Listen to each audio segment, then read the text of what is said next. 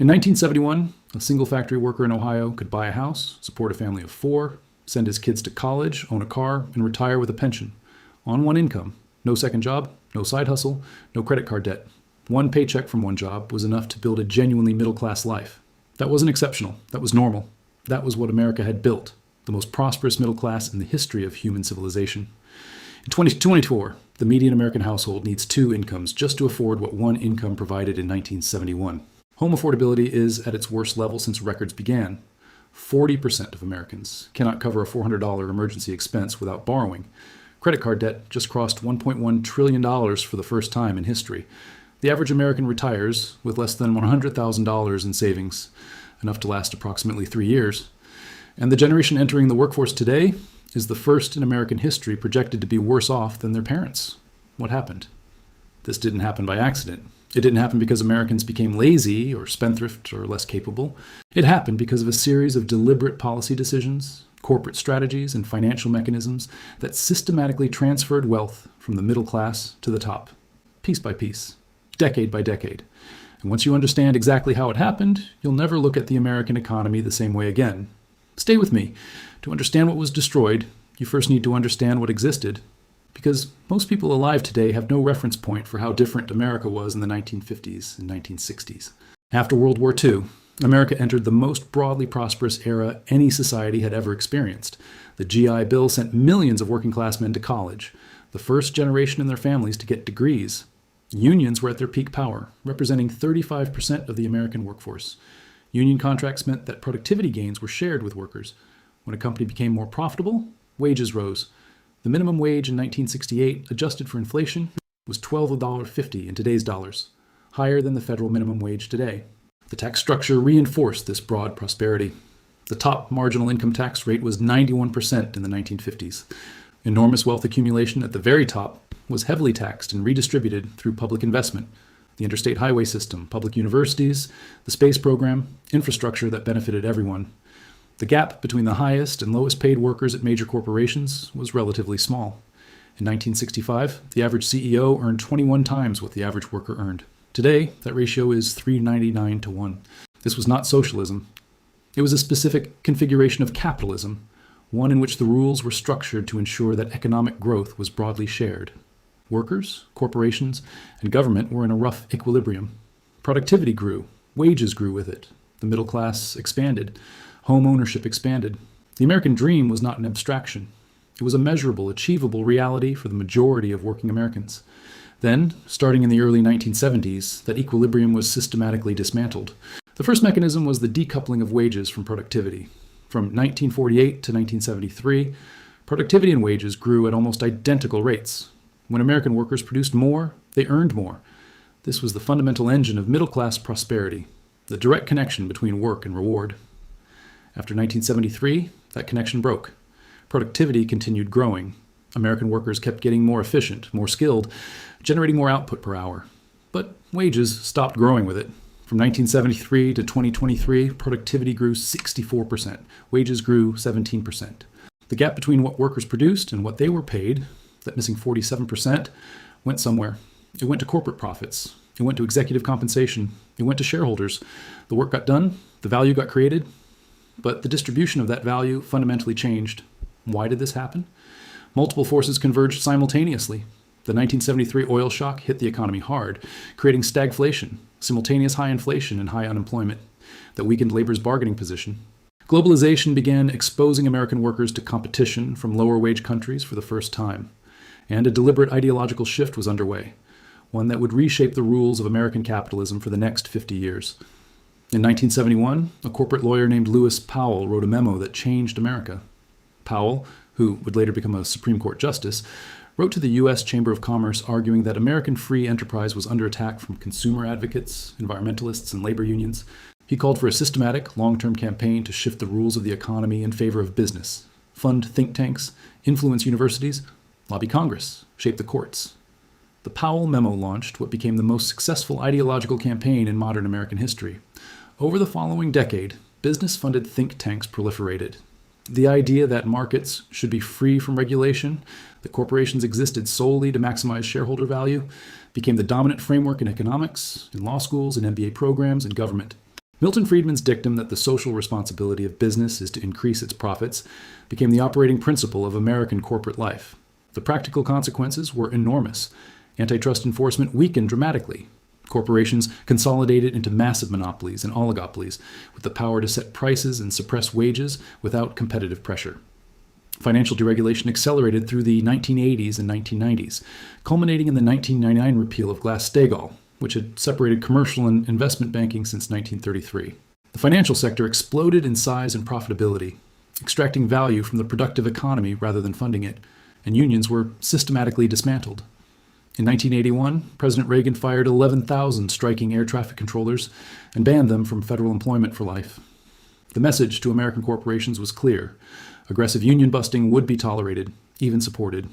Union membership declined from 35% of the workforce in the 1950s to 10% today. As unions weakened, workers lost the primary mechanism through which they had shared in productivity gains. The balance of power between capital and labor shifted decisively.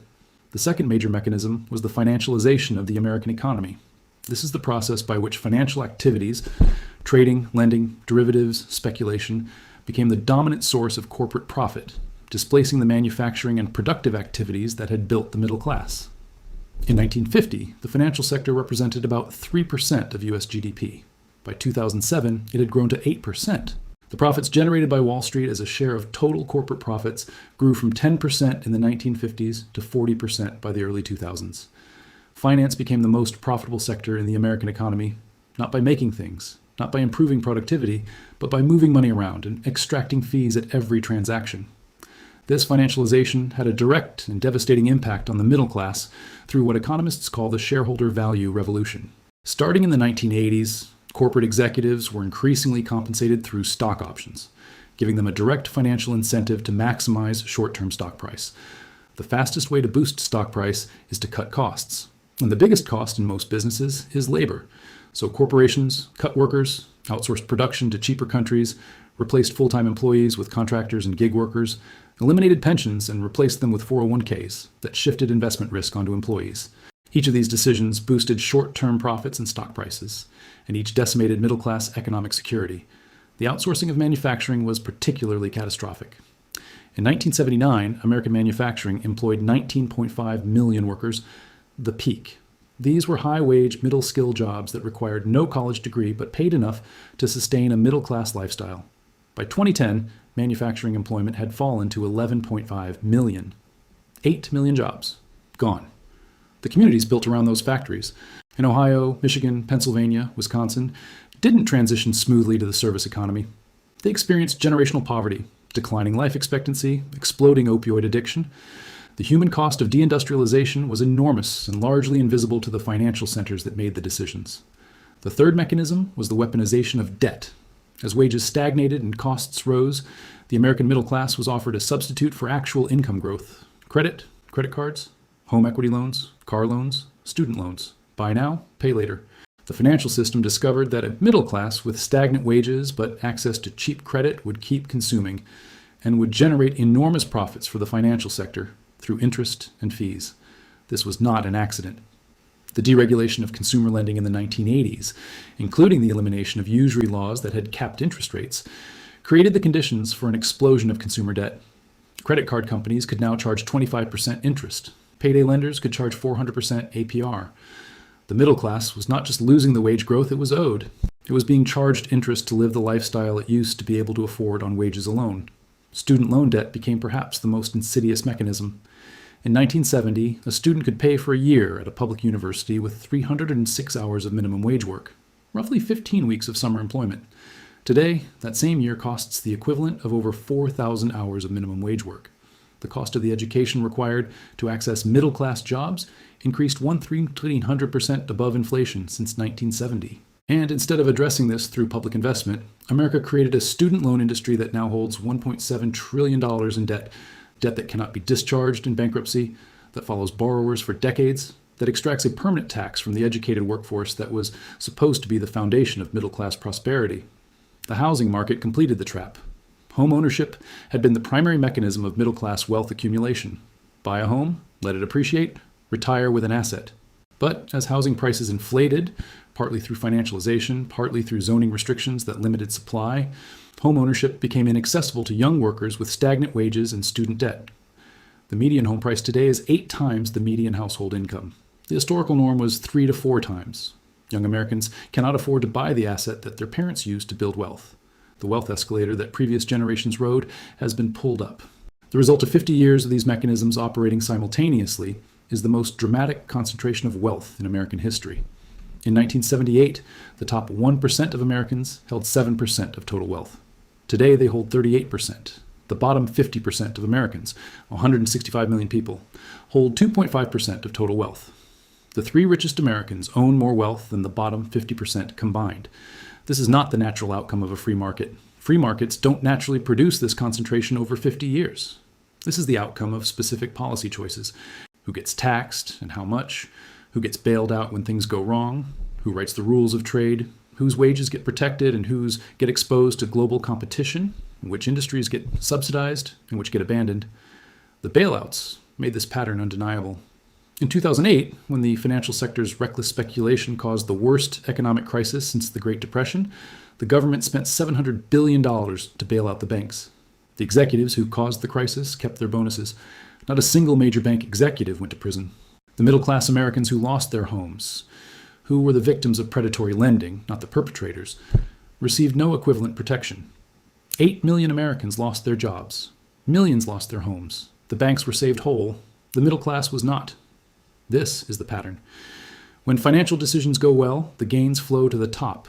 When they go badly, the losses are socialized, spread across the tax-paying middle class through bailouts, through inflation, through government debt, privatized gains, socialized losses. Repeated across 5 decades until the middle class that once made America the envy of the world has been hollowed out beyond recognition. Here's what makes this economically dangerous beyond the obvious human cost. The American middle class was not just a social achievement, it was the engine of the American economy. Consumer spending is 70% of U.S. GDP. That spending was sustained for decades by middle-class income and middle-class purchasing power. As middle-class income stagnated, consumer spending was sustained through debt, credit cards, home equity loans, student loans. But debt-fueled consumption has a limit. When the debt becomes unserviceable, consumption collapses. That's what 2008 was, and the debt has grown dramatically since 2008, not contracted. An economy built on the consumption of a middle class that is being systematically impoverished is not sustainable. At some point, the debt can no longer substitute for income. At some point, the financial engineering that has sustained consumption without real wage growth reaches its limit.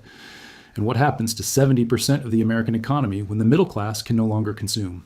Every empire in history that destroyed its productive middle class, its artisans, its small farmers, its skilled workers, found the same answer. Rome did it through slave labor and debt bondage. The result was a hollowed economy that couldn't sustain the military, couldn't fund the government, and ultimately couldn't hold itself together. The specific mechanism differs. The outcome is the same. America's middle class was the greatest economic achievement of the 20th century. Built deliberately through specific policies, unions, progressive taxation, public investment, antitrust enforcement, regulated finance, and dismantled just as deliberately through the reversal of every one of those policies over 50 years.